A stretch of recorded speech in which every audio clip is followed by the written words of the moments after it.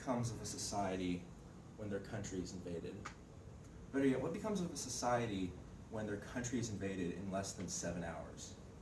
This is the very question asked to the people of Denmark following the morning of April 9th, 1940, the day the Germans invaded.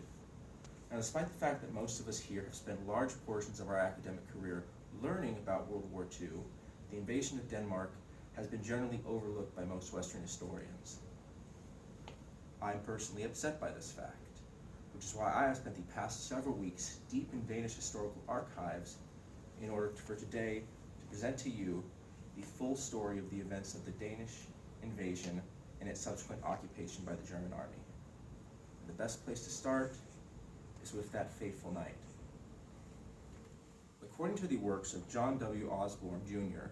of the History Warfare Network, in his article around the swift invasion of Denmark, at 5:15 a.m. on the morning of April 9th, around 30,000 German troops made its way into Denmark via its Jutland Peninsula at the northern border of the country.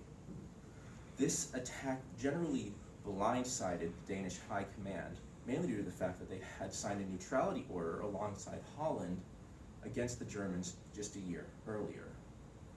The Danish army did not have the ability to mobilize most of its military assets, with some reports saying that their entire Danish Royal Navy never even fired a shot despite most of the invading forces coming in by boat.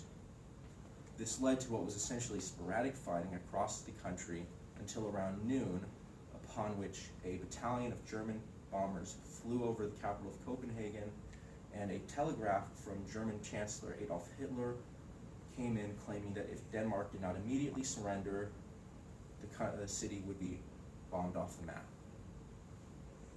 With no other real choice, the Danish government signed an order of surrender, and the German army was swift to move in, thus beginning a new age of uneasy peace for the next 3 years in Denmark. Now, despite the fact that Denmark was treated relatively better than most other countries under German occupation at the time, the Danes were relatively resentful of their German occupiers. This resentment was only boosted when the Germans began persecuting Jewish Danes and Jewish refugees, most of which had come in from Europe in the years prior, escaping German persecution, only now finding themselves facing down that same threat here in Denmark. At around the time of the invasion, around 7,500 Jews lived in Denmark.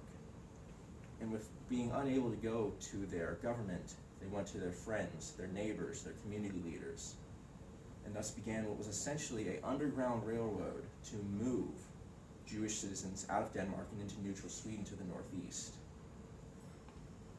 So, around 7,200 Jews made it out of the country over the course of the occupation.